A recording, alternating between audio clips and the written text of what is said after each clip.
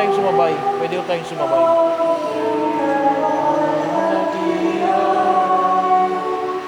Ika'y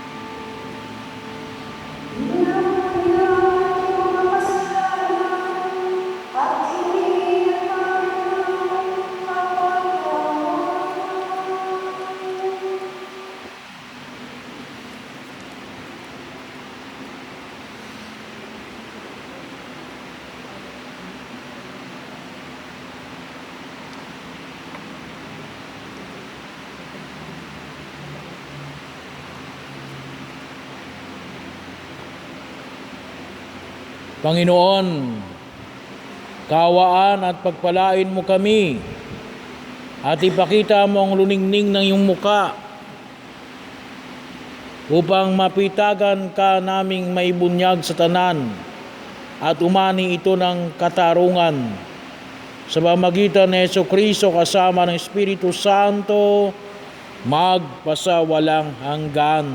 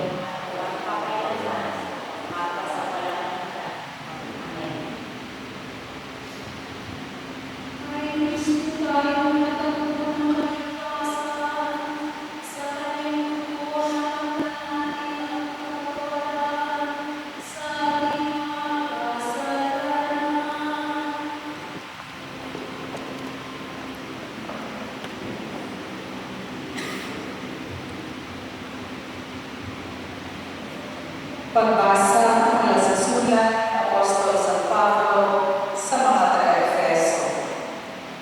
Mga kapatid, maging mabait kayo umawain sa isa't isa at magpatawaran tulad ng magpapatawad sa inyo ng Diyos sa pamamagitan ng Kristo.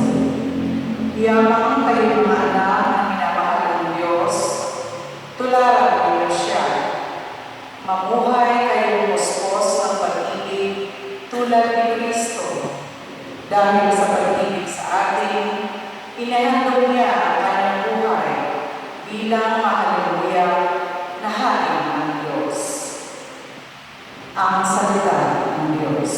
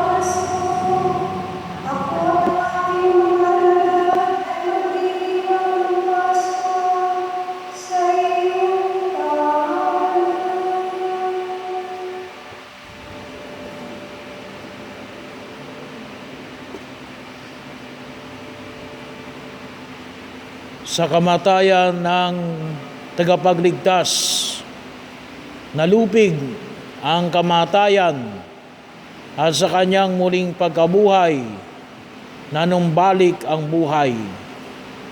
buong kababaang loob nating hilingin. Pabanalin mo ang iyong sambayanan na iniligtas ng iyong dugo.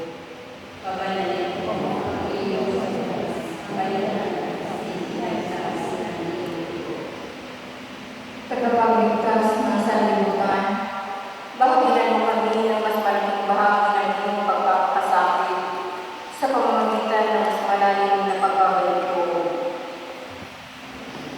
Upang makabahagi kami sa iyong kalupihang muling pagkabuhay. Naway ang lumina, ang takbuhan ng mga naapoy ay magbubuang sa amin.